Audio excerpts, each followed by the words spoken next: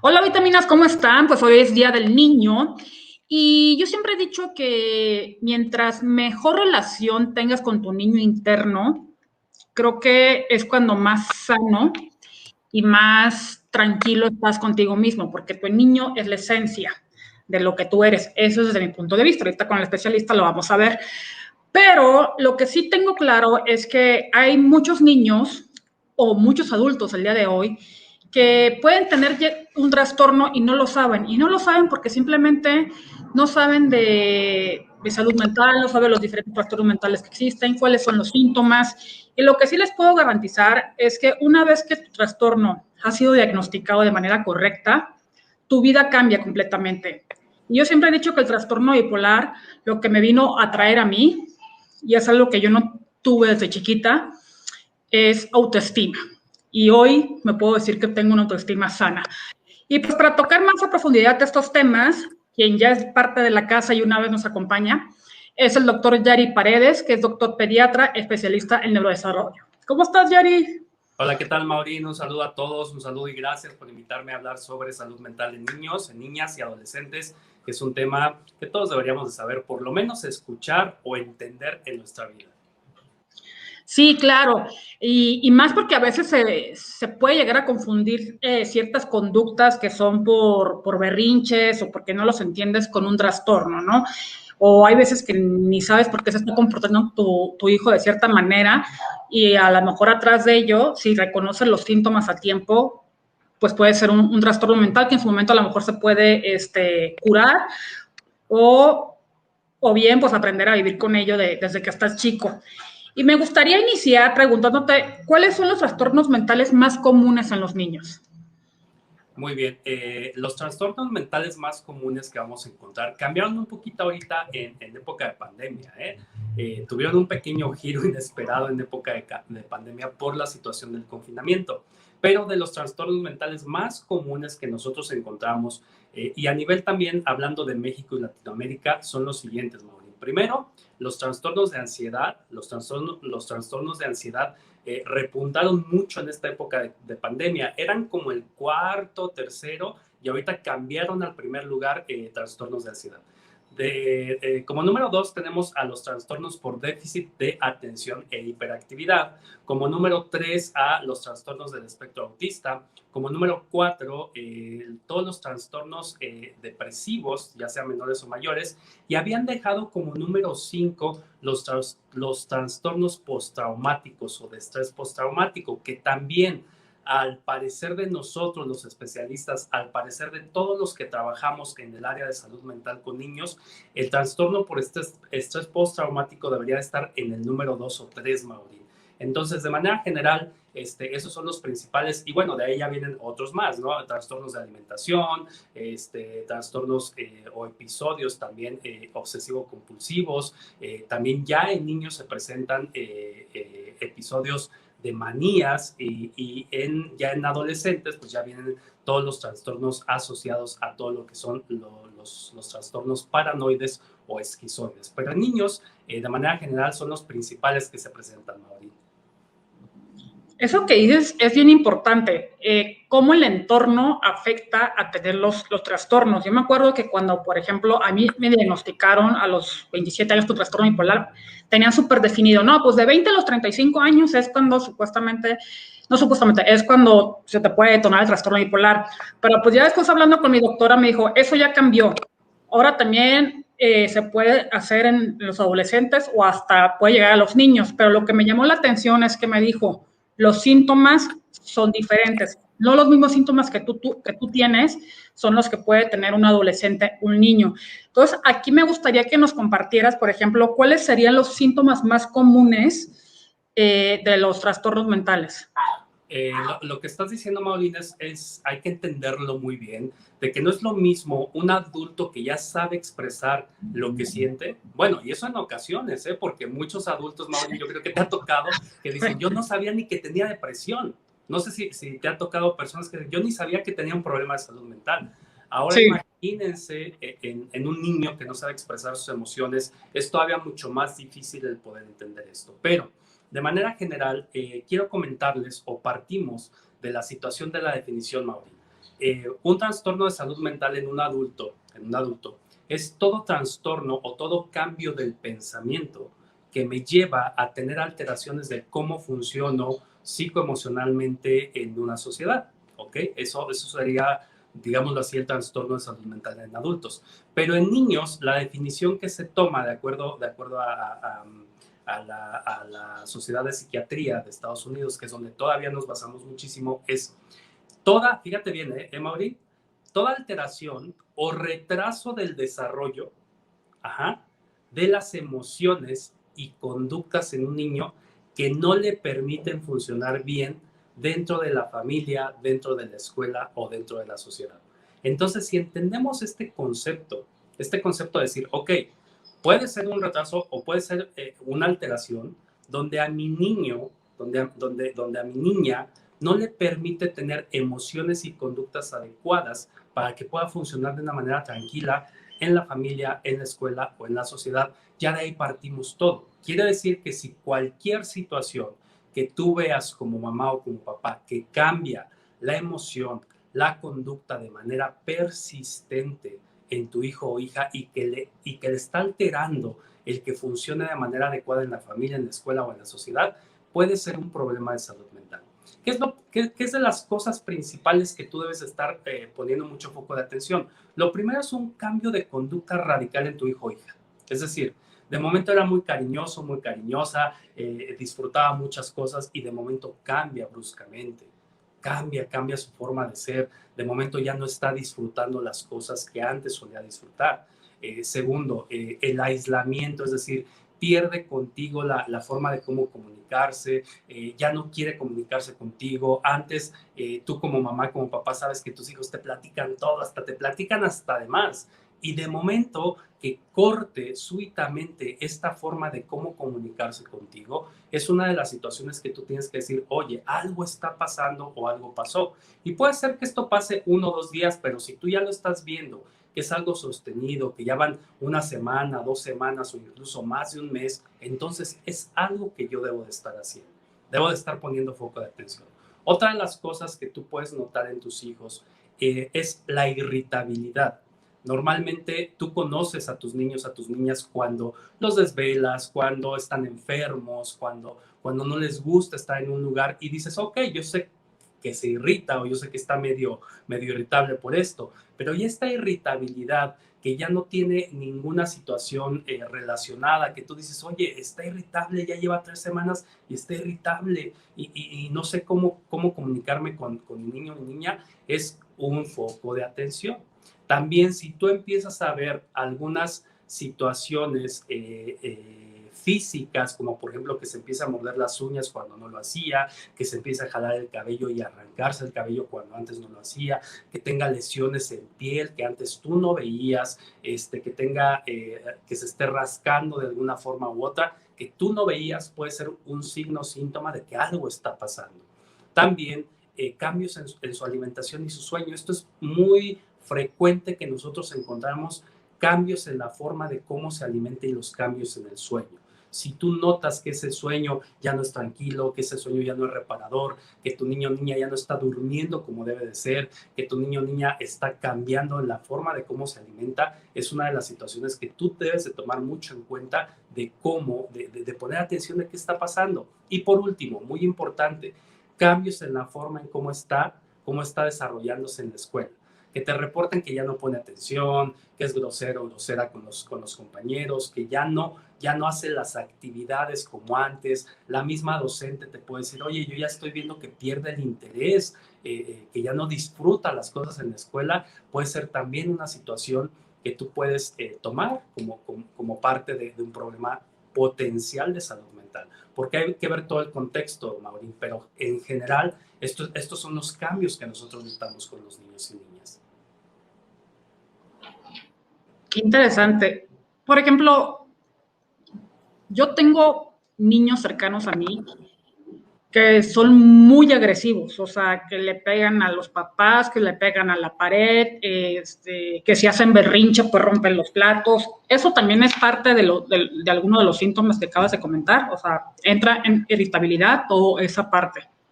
¿O eso no entra? Hay una definición que se llama falta de gestión o que no saben gestionar emociones. Y la Okay. falta de gestión de emociones puede ser parte de un problema de salud mental. Es decir, primero tenemos un síntoma, que es una falta de gestión de emociones, y de ahí si se acompaña de otras cosas, sí podemos decir que entra dentro de esta situación de salud mental. Algo que tomamos muy en cuenta, Maureen, es el tiempo desde cuando empezó a verse estos casos. Porque de manera natural tenemos, por ejemplo, fases donde un niño o una niña es normal que sea más berrinchudo o berrinchuda, son los terribles 2 años. Hay fases normales de apego a los padres que pueden ser normales y que estén irritables si hubo un desapego. Pero si tú notas que hubo un cambio muy brusco, que ya lleva más de 4 a 6 semanas con estas situaciones, que no tiene un detonante tal cual y que no gestiona bien emociones, sí puede ser parte de un problema de salud mental. Ok, todos estos síntomas que acabas de decir, obviamente cuando eres niño, pues eres bebé y no dices nada, pero ¿a partir de qué edad puedes como que estar con focos rojos de estos síntomas? O sea, ¿a partir de qué edad del niño? Prácticamente los síntomas, todos estos síntomas se pueden presentar desde los primeros meses de vida. Tú como mamá o tú como papá debes de conocer muy bien el lenguaje de tus hijos. Por ejemplo, tú sabes cómo, estamos hablando de los primeros meses de vida, por ejemplo, ¿no? Tú sabes, por ejemplo, cómo tu niño llora cuando tiene hambre, cómo llora cuando está enfermo, cómo llora cuando ya se hizo del baño y está sucio y hay que cambiarlo. Pero si tú notas que hay cambios en su llanto, en su forma de comer, en su irritabilidad, desde ahí ya podemos decir. Posteriormente, toda la fase de la primera infancia, que es desde el primer año a los 5 años, también nosotros conocemos a nuestros niños y los cambios de conducta, ahí los ves muy rápidamente. Cambios de conducta que de verdad no saben gestionar emociones, es como nosotros podemos hacerlo. Después ya en la etapa de primaria de 6 a 12 años, a pesar de que los niños y niñas sí pueden decirte cosas, ahí sí ya puedes explorar un poquito más y ya pueden decir, ah, mira, es que me siento de esta manera o me siento de esta otra forma.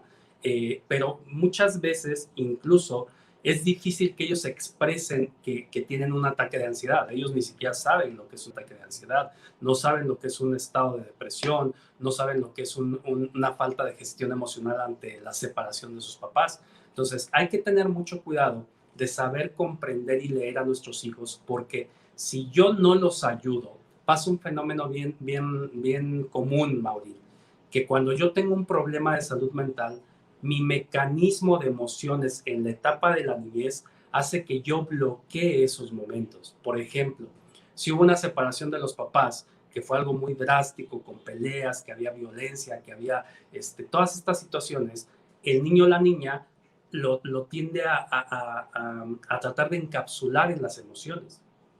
Y hasta tú le preguntas a los papás, oye, ¿cómo le va a tu niño y niña de que se separaron? Súper bien, pues no se queja de nada. Pues sí, pero lo guardó tanto ahí que va a llegar un momento en la etapa adolescente que va a explotar, en la etapa adolescente o en la etapa de adulto inicial. Entonces debemos de tener muy en cuenta que ningún niño sabe expresar, pero tú conoces bien a tus hijos. La forma en cómo hablan, la forma en cómo te ven, la forma en cómo comen, en cómo duermen, en cómo, yo les digo hasta a los papás y mamás, hasta cómo huelen, porque tú conoces a tus hijos. Entonces hay que tener mucho cuidado porque si bien es cierto, no lo expresan verbalmente, tú puedes ver muchos síntomas desde los primeros años de vida. Ahorita lo que acabo de decir es muy importante. Hay veces que los papás ni siquiera saben qué es la ansiedad, qué es la depresión, qué es, no sé, el autismo, ni nada por esta falta de información. No hay falta, sino más bien por este interés en la parte de la información de la salud mental. ¿De qué manera? O sea, el papá sí puede llegar a conocer bien a su hijo, pero no tiene ni idea de la salud mental.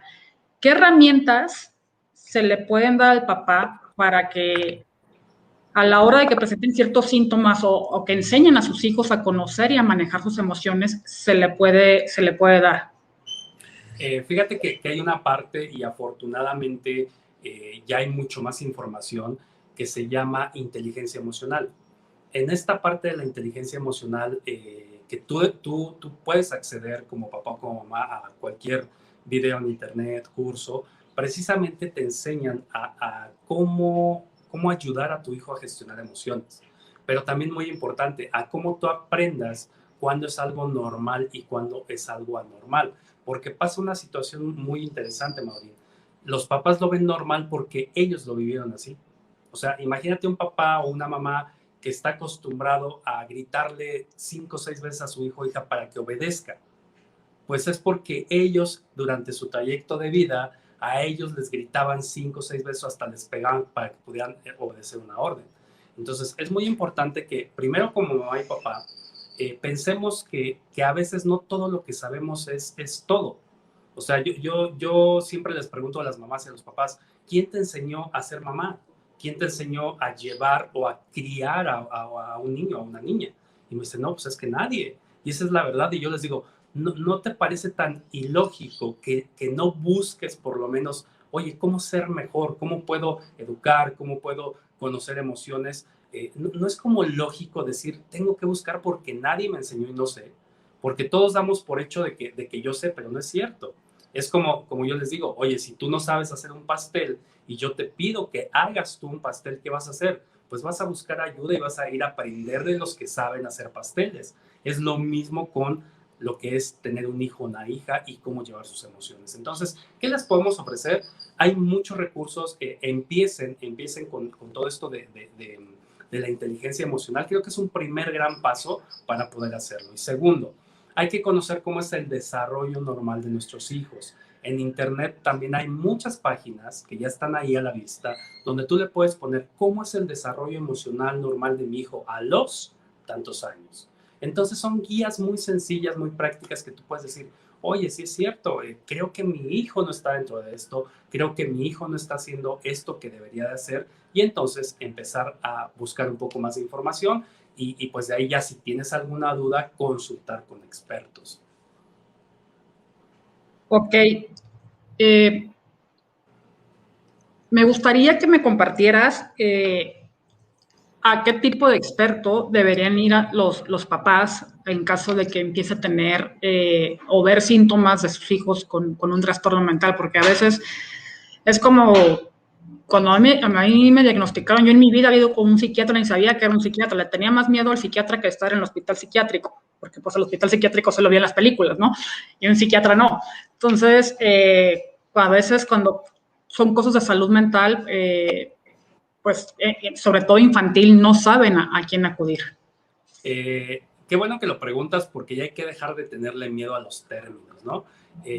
Antes, si tú decías psiquiatra, te venía a la mente todo lo que son estas películas de terror donde los internaban y donde les daban no sé qué tantas cosas ahí raras, pero ya afortunadamente ya tenemos mucha más información y hay que quitarse este estigma de estos términos. El encargado de vigilar la salud mental, pues es precisamente debe ser un psiquiatra, ¿no? Tal cual. Pero lo más recomendable es hacer una consulta a dos profesionales de primera instancia. Primero, por un lado, el psiquiatra, que es aquel psiquiatra que se encarga de la salud mental en niños y adolescentes, y por otro lado, y al mismo tiempo, a un psicólogo o neuropsicólogo. Entonces, son dos cosas que tienes que hacer. ¿Por qué?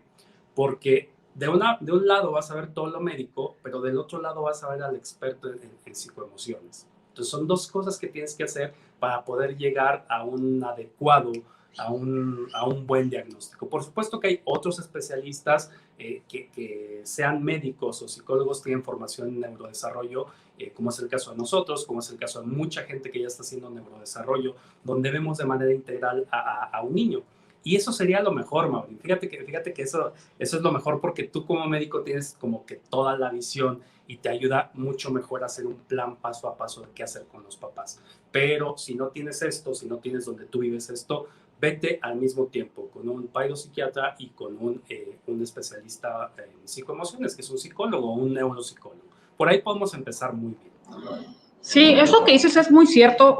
Yo me trato así, o sea, yo tengo el psiquiatra que me medica y la psicoterapia y van de la mano. O sea, y creo que es una de las maneras en donde pues, me ha ayudado pues, a no recaer tan seguido, ¿no? Entonces, creo que es lo mismo que se puede aplicar a un niño y qué bueno que sea desde un inicio, ¿no? Que tengan, para que estén pues tengan una buena contención en este proceso.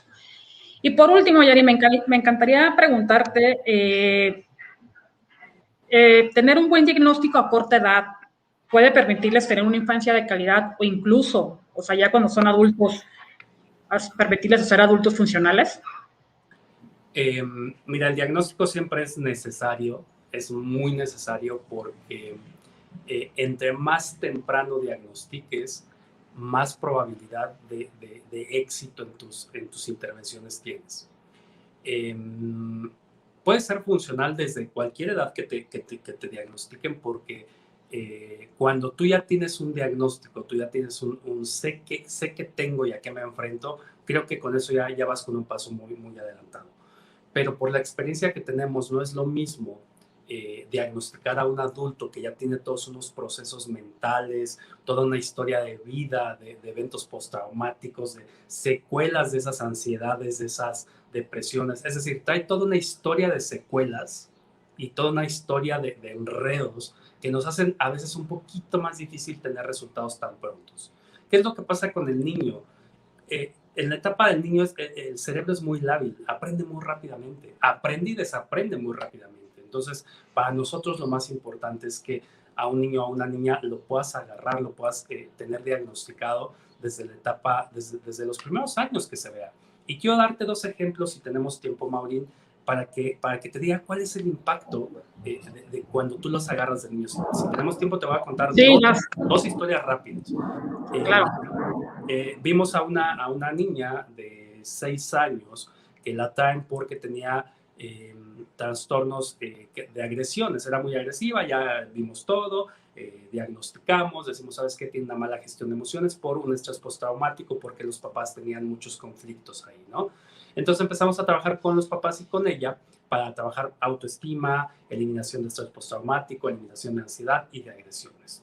Le fue muy bien y regresa conmigo ya cuando tenía 12 años. O sea, fíjate, 6 años después. Y Ya llegan te los tocó la papás, adolescencia. ya en la adolescencia, y llegan los papás y me dicen, Yari, venimos a verte todos en familia porque estamos ante una situación. Mi hija quiere tener novio y no nos quiere presentar y nosotros no estamos de acuerdo. Platico con ellas solas y le digo, bueno, a ver, platícame. Y me dice, Yari, dice, si yo quiero presentarles a mi posible novio a mis papás es porque quiero que sepan con quién estoy. Quiero que vean con quién ando, en dónde me desenvuelvo, con qué clase de persona. Y fíjate lo que me dijo Mauricio. No voy a estar como una amiga mía que tiene 12 años, que anda con un chico de 19, que el chico nada más la usa para tener relaciones sexuales y ella para cubrir un vacío emocional. Yo no quiero eso. Yo tengo bien mi proyecto de vida. ¿Qué dices, Mauricio? O sea, dices, o sea, ya le ayudaste a ella años, ¿no? Le ahorraste años de terapia, ¿no? Sí, claro, de madurez. O sea, a veces es impresionante cómo adolescentes, a mí me ha pasado, yo siempre he dicho que hablar con un niño o con un adolescente siempre me da una buena retroalimentación a mí y enseñanza, porque o lo hacen por su lado, a veces con el apoyo de los papás, pero buscan sobre todo las nuevas generaciones están buscando mucho esta salud mental, que a lo mejor antes nosotros no la buscábamos. Y es bueno porque a final de cuentas, ahorita los adolescentes afortunadamente también están buscando ya de manera nata, Maurín, cosas que te ayudan a la salud mental, por ejemplo, ejercicio, hábitos saludables, redes de apoyo, que es parte de todo el tratamiento, pero afortunadamente ellos ya lo están buscando de manera nata. Si tú te das cuenta, hay mucha gente promoviendo el deporte, promoviendo hábitos saludables en comida, en meditación, en yoga, en todas estas cosas de hábitos saludables que son para la salud mental. Afortunadamente ya hay mucho de dónde agarrar. Sí, estoy totalmente de acuerdo. Las nuevas generaciones están mucho más abiertas al tema de la salud mental y ya no les da pena ir al psicólogo. Y creo que gracias a eso se llegan a respuestas como las que tú tuviste pues con tu paciente, ¿no? Y la verdad es admirable. Ojalá yo hubiera tenido esa madurez a ese dato, muchos, ¿no? Y hay veces que los papás, como no están acostumbrados a este tipo de madurez, pues nada más lo ven como que, pues que no tenga novio, pero no le da la oportunidad de expresarse si te lo quiero presentar, es o sea, el ejemplo que te puso a ti. Claro. Sí, así muy concreto, ¿no? Y tenía un porqué. Y déjame decirte, Maureen, que seguramente todos conocemos a una persona que nunca alcanzó esa madurez emocional. Puedes encontrar personas de 40, 50 años todavía peleando con sus papás, todavía peleando con la pareja, no teniendo algo estable porque no les enseñaron todo esto que estamos hablando, y eso te lleva a malas decisiones en la vida y a no tener esa fortaleza de tomar decisiones maduras. Exacto, o hay veces que pasa que a veces los hijos logran tener una madurez emocional más fuerte que los papás, porque los papás nunca trabajaron en ello. Entonces, a lo mejor tener una buena relación con el papá, a veces mucho depende del hijo, de que dice, pues es que así es y ya no va a cambiar, ¿para qué me desgasto? Pero yo sé que si me comporto así es la mejor manera que puedo hacer para estar bien con esa persona, ¿no? Pues en este caso los padres de familia. Creo que eso también va a pasar mucho y está pasando ahorita en la actualidad. Sí, pero ¿qué crees, Maureen? Paradójicamente, para tener una salud mental adecuada, el primer paso es y será por no sé cuántos años que tú estés bien emocionalmente con tu núcleo familiar. Es de las mayores protecciones para la salud mental. Fíjate, paradójicamente, ¿no? Porque si llega un momento en que tú dices, ok, si mis papás son así, no van a cambiar, yo le echo ganas. Pero paradójicamente, uno de los primeros pasos, por eso es que trabajo mucho con familias, es el núcleo familiar, es la primera gran protección para tu salud mental. Y eso grave es, ¿eh? yo creo que tú lo debes de saber, Maureen. O sea, sí, porque es tu entorno directo. O sea, te lo digo yo, o sea, a la hora que recaes, o sea, que estás vulnerable, los primeros en salir, o sea, sí podrás tener muchos amigos y todos, pero los primeros en salir son los papás. Entonces, obviamente, si ese entorno familiar no está bien, pues se te complica la hora que quieres, sanar o mantenerte estable. Ya, ya cuando vas al día a día, pues a lo mejor puedes llegar a tomar decisiones, pero lo que acabas de decir es cierto. Si tu entorno familiar no está sano, pues sí hay cosas que te llevan entre las patas. Desgraciadamente así es. sí, de hecho diríamos por ahí, ¿no? El estar bien en tu núcleo familiar te va a dar tu primer pasito para salir de ese problema de salud mental, y ya después enfrentas todo. Pero si no estás bien con tu núcleo, es un pasito menos porque tienes en contra tu núcleo familiar más todo lo que viene enfrente. Entonces, grábenselo muy bien, el núcleo familiar siempre es el primer factor de protección para una adecuada salud mental. Me encantó cómo lo terminaste y pues muchísimas gracias, Yari, por este espacio nuevamente. No sé si nos quieras compartir tus redes sociales para las personas que quieran contactarte. Claro que sí, me encuentran en todas las redes sociales como DR de Doctor Yari Paredes, y ahí en las redes sociales también subimos mucho contenido, y cualquier duda escríbanos. Pues muchísimas gracias, Yari. Y vitaminas, pues aquí está una cápsula más. Feliz Día del Niño. Pásela muy bien y espero que toda la información que estamos compartiendo el día de hoy les sea de utilidad. Recuerden, es tiempo de hablar de salud mental. Estamos in touch.